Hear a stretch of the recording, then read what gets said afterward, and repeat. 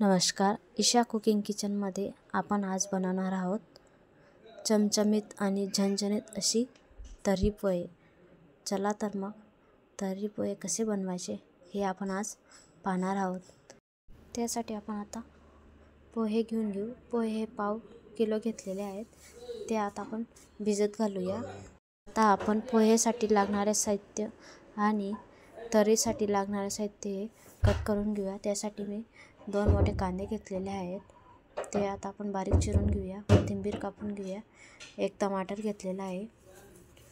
तर्रीसाठी अर्धा कांदा आणि अर्धा टमाटा हा मी मिक्सरमधून ग्राइंड करून घेतलेला आहे।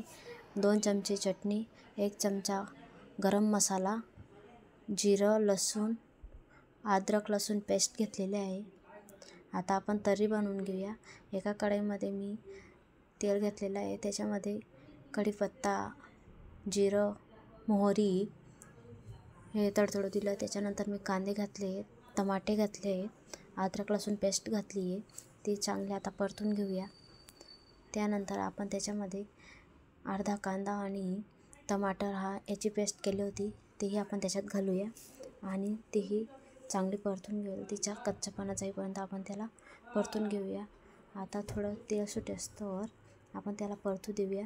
नंतर त्याच्यामध्ये आपण हळद घालूया, मिरची पावडर घालूया, 1 चमचा गरम मसाला घालूया आणि तेही परतून घेऊ। मसाले छान परतून झाल्यानंतर आपण त्याच्यामध्ये मटकीची उसळ मी शिजवून घेतलेली आहे, त्याचं पाणी घालूया आणि मटकीही घालूया। सहसा करून सगळेजण चण्याची उसळ वापरतात, पण मी या ठिकाणी मटकी वापरलेली आहे। या मटकीमध्ये आपण चवीपुरता मीठ घातलेलं आहे आणि कोथिंबीर घातलेली आहे। छानपैकी अशी रस्सा झालेला आहे। चला तर मग आपण आता पोह्याची तयारी करूया। पोह्यासाठी मी कढईमध्ये तेल टाकलेलं आहे। जिरं, मोहरी, कांदा, कढीपत्ता आणि मिरच्या घातलेल्या आहे। 1 बटाटा मी उकडून घेतलेला आहे, तोही घातलेला आहे। छान मऊ होईस्तोवर मी ते सगळं परतून घेतलेलं आहे। त्याच्यामध्ये चिमूटभर हळद घातलेली आहे आणि चवीपुरता मीठ घातलेले आहे। आपण आता भिजवलेले पोहे घालूया, त्यावर छानपैकी अशी कोथिंबीर घालूया आणि तेही पोहे आता आपण छानपैकी परतून घेऊया।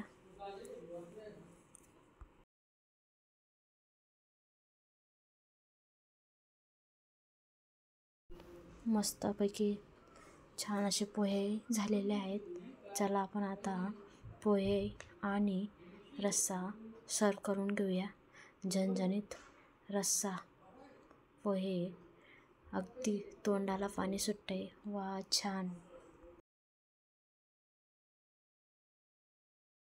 तुम्हीही नक्की ट्राय करा आणि तर्री पोहे कसे झाले हे मला कमेंटमध्ये नक्की कळवा।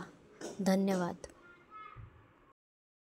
अशा नवनवीन व्हिडिओ पाहण्यासाठी आपल्या चॅनलवर नवीन असाल तर चॅनलला लाईक, शेअर, सबस्क्राईब करा।